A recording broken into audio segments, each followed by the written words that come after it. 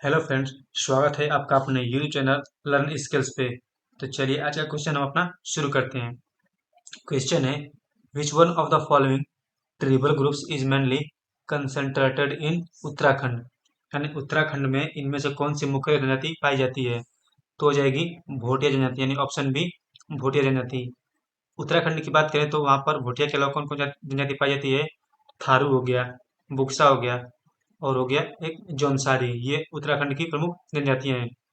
1967 में जो ये जनजातियां हैं, इन जनजातियों को अनुसूचित जनजाति के रूप में घोषित किया गया था। बात करें गोंड और भील की, तो ये मध्य प्रदेश की जनजाति है। और इसके अलावा मध्य प्रदेश में कोल, बैगा, भारिया और सरेल जनजाति पाई जाती हैं। चलिए अब आते हैं अगले क्वेश्चन पे। अगला क्वेश्चन है, Lakshadweep archaeological is located in. जो लक्षद्वीप द्वीप समूह है वो इनमें से किस स्थान पर स्थित है। तो इसका आंसर हो जाएगा अरब सागर, यानी ऑप्शन बी अरब सागर। जो लक्षद्वीप द्वीप समूह है वो अरब सागर में स्थित है। इस द्वीप में कुल जो द्वीप हैं उनकी संख्या टोटल 36 है, जिनमें से 10 पर ही मानव के रहने के लिए पर्याप्त स्थान है, फिर मानव के रहने के लिए पर्याप्त 10वीं द्वीप है। ये जो द्वीप समूह है वो मुगा द्वीप का उदाहरण प्रस्तुत करता है। चलिए इसे समझते हैं हम अब मैप के माध्यम से। आप देख सकते हैं जो लाल लाल दिख रहा है वो लक्षद्वीप समूह है। ये अरेबियन से फिर अरब सागर में स्थित है।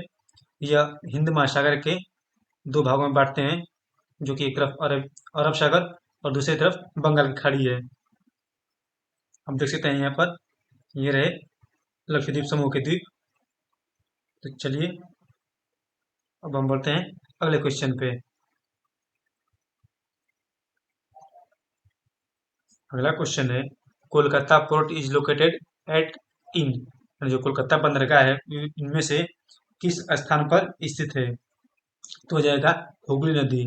और हुगली नदी कहाँ गिरती है, तो गिरती है बंगाल की खाड़ी में। तो चलिए इसे समझते हैं हम मैप के माध्यम से, फिर वीडियो के माध्यम से।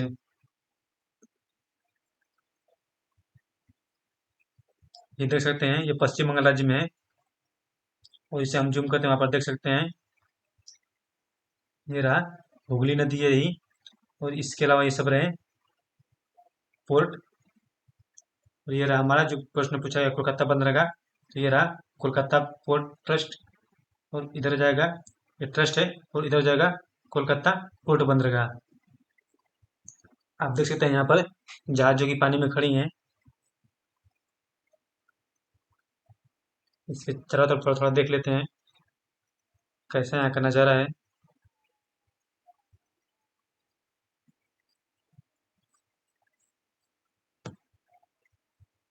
तो उम्मीद है आप लोगों को समझ में आ गया होगा।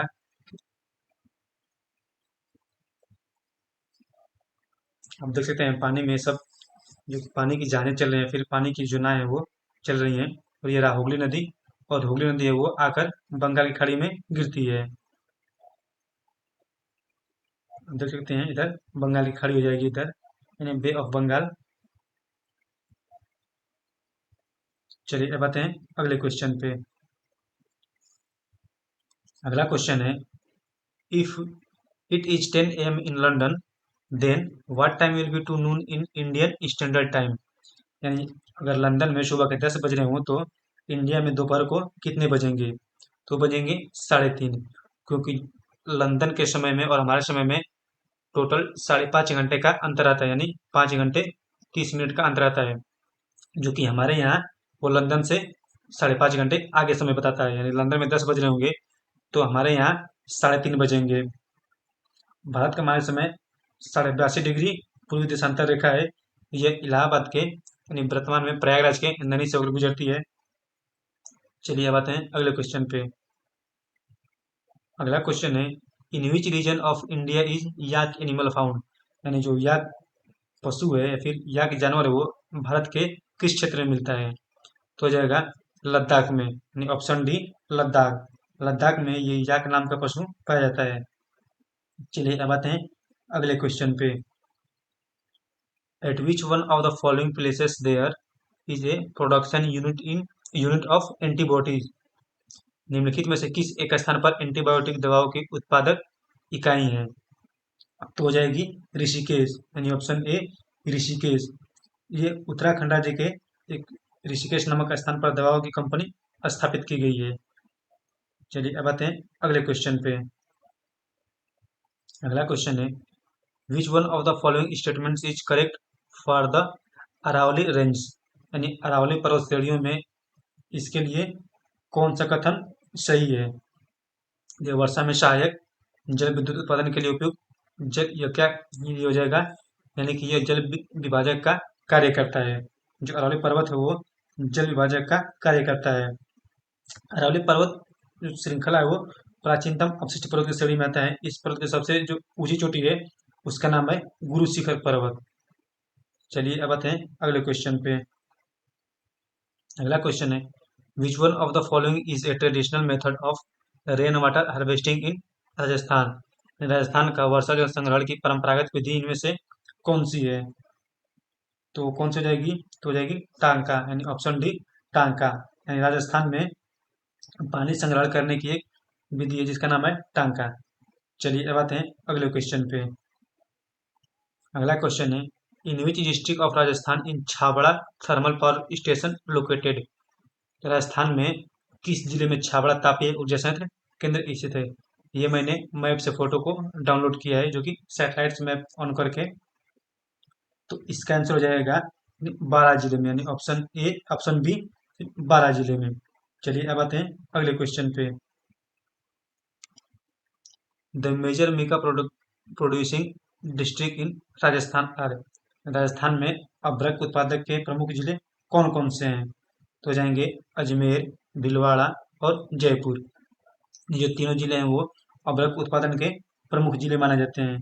चलिए अब आते हैं अगले क्वेश्चन पे।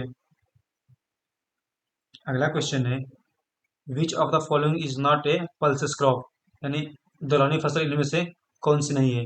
तो चना, मूंग और अरहर, ये तीनों दलहनी फसल। जो की बात करें मखाना की, तो ये दलहनी फसल नहीं है, ये हो गया मखाना।